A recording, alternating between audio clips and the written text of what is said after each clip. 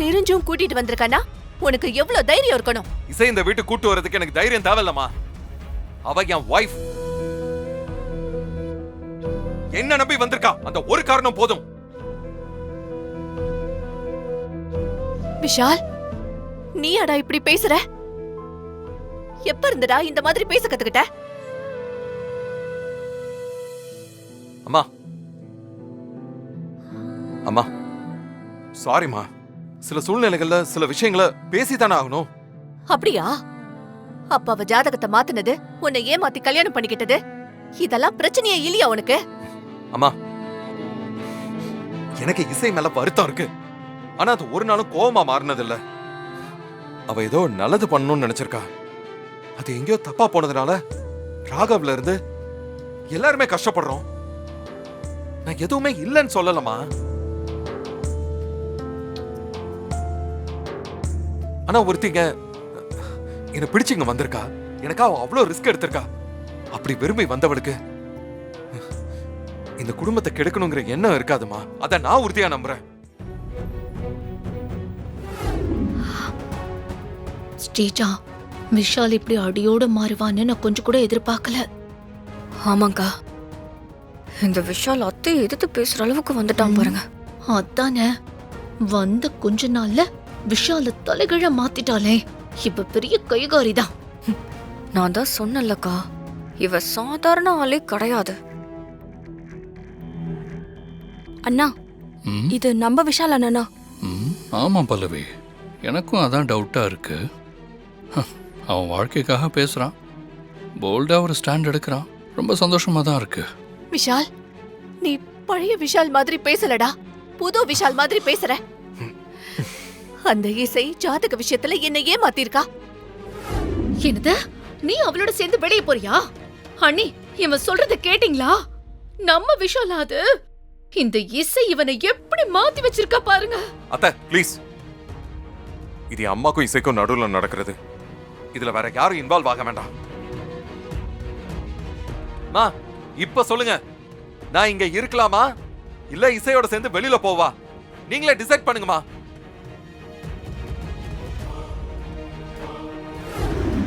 சுபத்ரா, இதுக்கு மேல விஷால் கூட ஆர்கியூமெண்ட் பண்றது நல்லா இல்ல.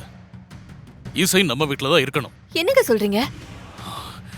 இத பாரு, வீட்டுக்கு வந்த மருமகளை துரத்தி விட்டுட்டோங்கிற பழிச்சொல் நமக்கு வேண்டாம். அது நம்ம குடும்பத்துக்கே அசிங்கம். எத்தனையோ பேருக்கு உதவி செஞ்சு பேரெடுத்த குடும்பம் வாழ வந்த பொண்ண துரத்தி விட்டுட்டாங்கன்னு ஊர்ல பேசுவாங்க. அதுக்கு நாம இடம் கொடுக்க கூடாது. அப்படியா?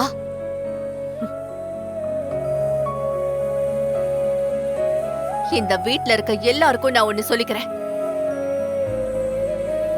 இந்த வீட்ல இருக்கிற யாருமே இந்த இசை விஷால் கூட பேசவே கூடாது.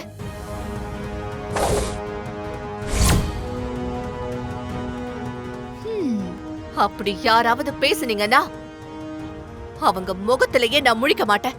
அத்தை, என்ன அப்படி கூப்பிடாதன்னு சொன்னேன். ஆனா வர்ஷினி, விஷால் கிட்ட இந்த அளவுக்கு ஒரு மாற்றம் வரும்னு நான் நினைச்சு கூட பார்க்கல. இசை அக்காவை யாருக்கு தான் பிடிக்காது? விஷாலுக்கு இசை அக்காவோட நல்ல மனசு புரிஞ்சிருக்கும். அதான் அக்காவுக்காக விஷால் ஸ்டாண்ட் எடுத்திருக்காரு. இது ஒரு நல்ல சேஞ்ச் தானே? Of course.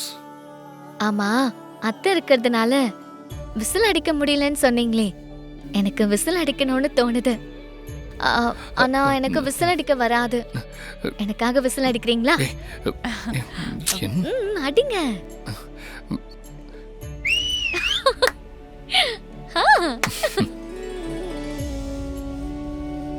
நாம என்ன பண்ணாலும் இசையை ஒண்ணும் பண்ண முடியலையே. ஒரு நிமிஷம் மா, ஒரே நிமிஷம் வா. என்ன? வாமா. இப்ப பாரு, இசை அக்காவோட குணத்துக்கு அக்காக்கு வந்த பிரச்சனை தன்னால சால்வ் ஆயிடுச்சு. அக்கா மேல எரிஞ்சு விழுந்துட்டு இருந்த விஷாலு அக்காவை வீட்டுக்கு கூட்டிட்டு வந்திருக்காருன்னா அதுக்கு காரணம் இசை அக்காவோட நல்ல மனசு இல்லையா? போதும் போதும், ரொம்ப பேசாத. சொல்ல போனா நான் இசைக்கும் சேர்த்துதான் நல்லது பண்ணிருக்கேன். நான் மட்டும் அந்த ஜாதகத்தை எழுதலனா இன்னைக்கு விஷால் இசைக்கு கிடைச்சிருப்பானா? எப்படிமா உன்னால மட்டும் நடக்கிறத உனக்கு ஏத்த மாதிரி மாத்திக்கிட்டு பேச முடியுது? ஏய் இங்க பாரு, இந்த மாத்தி மாத்தி பேசுறதெல்லாம் உன் அம்மா அகராதிலே கிடையாது. நான் உண்மையதான் சொல்றேன், நடந்ததான் சொல்றேன். சரி, நீ ராகவ் கிட்ட போய் பேசிட்டு நான் போய் காஃபி போட்டு எடுத்துட்டு வரேன். ம். எவ்வளவு தைரியம் இருக்கும் அவளுக்கு. விஷால், ஸ்ரீஜாக்கு ஒரு தேவைன்னா அவ எந்த எக்ஸ்ட்ரீம்க்கு வேணா போவான்னு எனக்கு தெரியும். உன் கல்யாண விஷயத்துல அவ ஃப்ரெண்டு தான் அந்த வீடியோவை எடுத்தான்னு நான் கண்டுபிடிச்சிட்டேன்.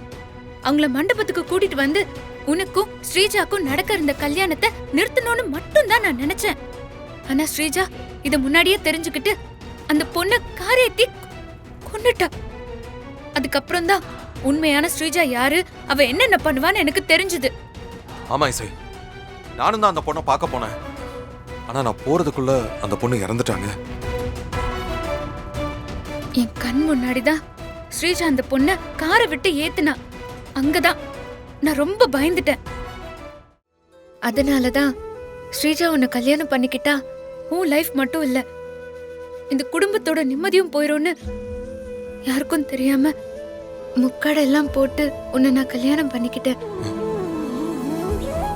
என்னடா இதெல்லாம் சொல்லி ஸ்ரீஜா கெட்டவ, நான் ரொம்ப நல்லவ, நம்ம டிவோர்ஸ் ப்ராசஸை ரீகன்சிடர் பண்ணுன்னு உன்னை ஒரு நாளும் நான் சொல்ல மாட்டேன். என்ன நீ புரிஞ்சுக்கிட்டல்ல, எனக்கு நீ இப்ப கொடுத்த சப்போர்ட்டே போதும் விஷால். எனக்கு போதும். நீ ஆசைப்பட்ட மாதிரி வாழு. எனக்கு என் தங்கச்சியும் ராகவும் ஒன்னு சேரணும், அது மட்டும் போதும்.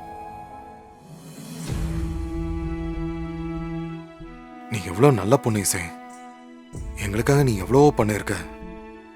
ஆனா நான் தான் உன்னை சரியா புரிஞ்சுக்கல. ஐம் சாரி இசை. விஷால், என்னாச்சு? ஏன் அமைதியாயிட்ட? அமைதியாலாம் இல்ல, வீட்ல எல்லாரும் சாப்பிட டைனிங் ஹால்ல உட்கார்ந்துருக்காங்க போல. வாசனை வேற பசிய தூண்டுது. சரி வா சாப்பிடலாம்.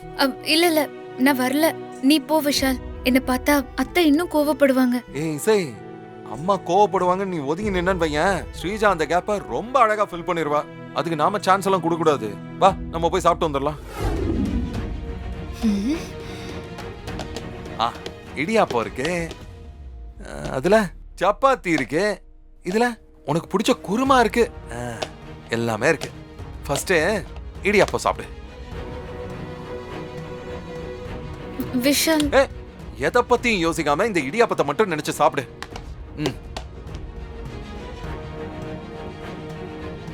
இரு, நான் அடுத்து. இவங்க இங்க சாப்பிட்டா நான் சாப்பிடவே மாட்டேன்.